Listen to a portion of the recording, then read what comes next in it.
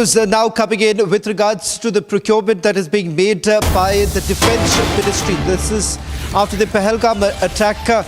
Remember, this is the first big tendering process that is basically underway. We are given to understand that the Indian Army has issued tenders to procure shoulder-fired short-range air defense systems, next generation to take out enemy aircraft, choppers and drones. The Army has essentially placed requirements for 448 launchers, 85 missiles along with other required equipment under the Make in India.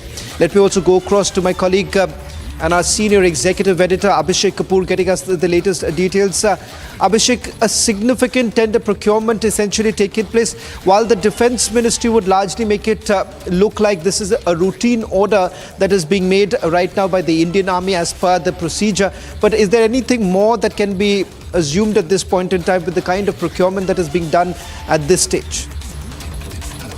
This is anything but routine. Routine procurements happen in a certain way, which we of course know how they happen. But this information is coming in, which is that these are essentially beefing up measures being taken aimed at operational requirements.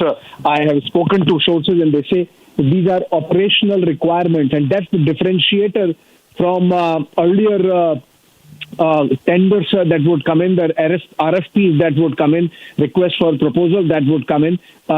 Essentially, what we are seeing is all arms of the forces really beefing up. So be it the Rafales earlier, or in this case, we are seeing missiles and rocket launchers and shoulder-fired missiles aimed at tanks, etc. I think this is proper war machine getting beefed up.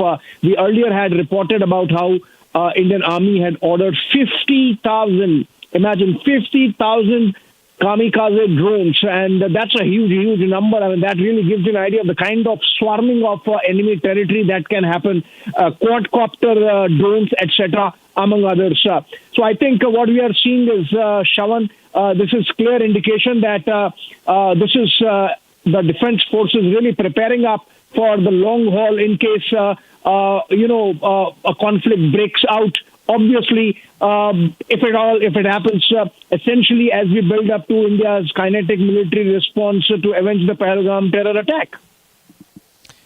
Well, Abhishek, just a quick check with you with regards to the details of the procurement that has been made. We are largely looking at small arms and also the fact that these are shoulder arm ammunition that is being procured by the Indian Army. Give us a sense of where does the Indian Army really stand with this kind of ammunition and the need for it right now? Well, we have spoken to our sources and they say that for at least a month-long operation, there is no problem. But still, given a nod that has come from the Ministry of Defence after that Cabinet Committee on Security, Shawan, in which Prime Minister gave a clear free hand to the forces to prepare for whatever response they want to give to the Pahalgam terror attack, more beefing up is happening. So essentially what we are seeing is top-up happening of whatever Indian Army war machine has already, which, as I mentioned, is good enough to go for at least 30 days of full intensity war.